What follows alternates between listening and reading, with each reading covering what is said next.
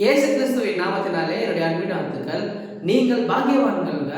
என்ன பிரதர் சொல்றேன்னு நீங்க கேட்டீங்கன்னாக்கா, 1 பேதுரு 1ஆம் அதிகாரம் 14வது வசனத்துல, நீங்கள் கிறிஸ்துவின் நாமத்தின் நிமித்தம் நிந்திக்கப்பட்டால் பாக்கியவான்கள். ஏனென்றால் தேவனுடைய ஆவியாகிய மகிமையுள்ள ஆவியானவர் உங்கள் மேல் தங்கியிருக்கிறார். அவராலே தூசிக்கப்படுகிறார், உங்களாலே மகிமைப்படுகிறார். எத்தனை பேருக்கு புரியுது? கர்த்தரை நீங்க ஒருத்தர் போய் சொன்னீங்கன்னா உங்க வேலை மேல, உங்க குடும்பத்துக்கிட்ட வேற எங்கன்னா போனாலும் சரி, பாக்குறவங்க ஒரு மாதிரி இதான் பார்க்குவாங்க.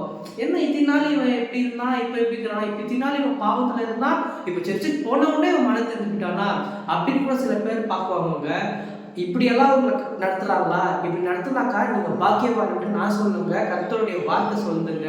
அதனால நீங்க கலங்காதீங்க. கர்த்தர் உங்களாலே மகிமைப்படுகிறாருங்க. உங்க வாழ்க்கை மாறும். கண்டிப்பா கர்த்தர் உங்களுக்காக பெரிய பெரிய காரியங்களை செய்ய போறாருங்க. Thank you so much for watching. God bless you.